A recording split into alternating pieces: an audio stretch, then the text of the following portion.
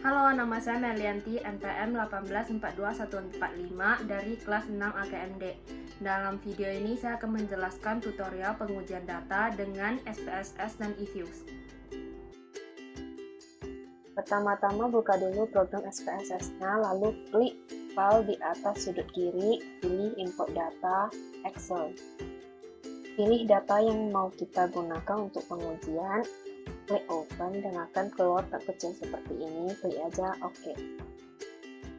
Maka dia akan muncul seperti ini. Di sini kode dan tahunnya kita hapus saja karena tidak guna. Dan untuk desimalnya kita ubah ke 6 digit. Yang lain tetap sama aja, tidak ada perubahan. Dan untuk row, variabel dependent kita pilih target, dan untuk independent kita pilih input. Nah, untuk variabel control kita pilih none. Setelah itu kita kembali lagi ke variabel ke data view. Nah, dia akan muncul seperti ini. Setelah itu kita akan menguji deskriptif statistik dengan klik analyze, deskriptif statistik, deskriptif. Kita masukin semuanya ke sebelah kanan dan klik OK. Maka dia akan muncul tabel deskriptif statistik seperti ini. Kita sisa copy dan paste ke Word aja. Setelah itu, untuk mengetahui apakah kita harus melakukan uji outlier, kita harus uji dulu normalitasnya dengan klik analyze, non-parametric test, legasi dialog, dan pilih satu sampel KS. Kita tetap masukin semua ke sebelah kanan dan klik OK. Dari tabel ini kita bisa tahu variabel ini semua tidak normal, tidak menyebar data secara normal, karena sim signifikan ini yang di baris terakhir dia semua di bawah 0,05. Kalau dia di atas 0,05 maka variabel tersebut menyebar secara normal. Karena tidak normal, untuk menguji outliernya kita ke analyze, deskriptif statistik, deskriptif, sama dengan yang tadi, kita sisa tekan tentang save standardized value as variables, klik OK. Setelah itu dia akan muncul variabel baru, yaitu G-score setiap variabel. Untuk lebih gampang kita melakukan outliernya, kita copy aja lalu paste ke Excel. Nah, dari ini karena kita menguji data sampel yang melebihi data 80, maka penentuan G-score kurang dari min 3 atau lebih dari 3 dianggap tidak normal dan harus dihapus sebelum pengujian data yang lebih lanjut. Jadi berdasarkan ini kita hapus saja yang 3. Di sini kita bisa tahu dari nomor 10 dan 11 ALI tahun 2016-17 kita harus menghapus karena lebih dari 3. Setelah itu sama aja dengan seterusnya, pilih yang 3 dan min 3 dan hapus. Dan berdasarkan pengujian outlier yang dilakukan tadi terhadap 264 data, terdapat data abnormal sebanyak 53 data yang harus dihapus, sehingga data yang tersisa adalah 211 data. Setelah ini kita save aja filenya ke dalam bentuk Excel 97/2003 workbook untuk melakukan pengujian selanjutnya dengan program eViews. Selanjutnya buka program eViews dan klik Open Flash File dan pilih file Excel yang tadi kita save dan open. Setelah itu akan muncul seperti ini, kita next saja.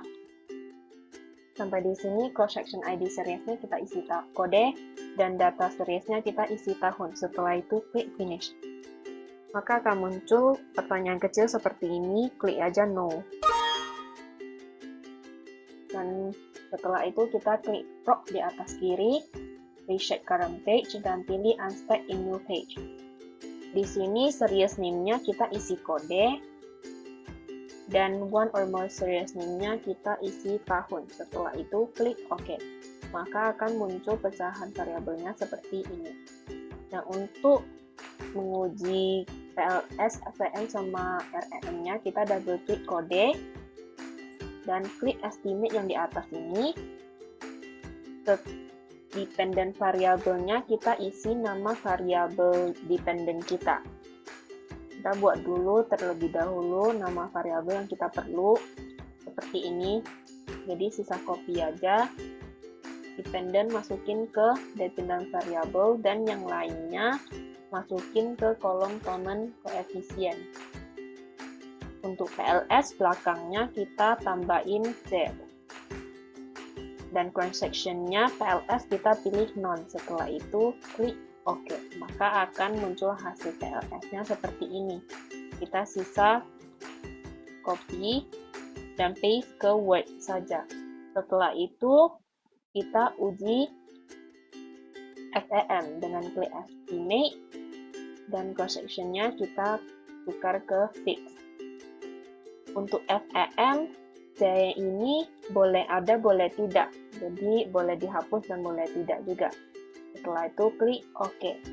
Maka akan muncul hasilnya seperti ini. Kita sisa copy dan paste ke Word.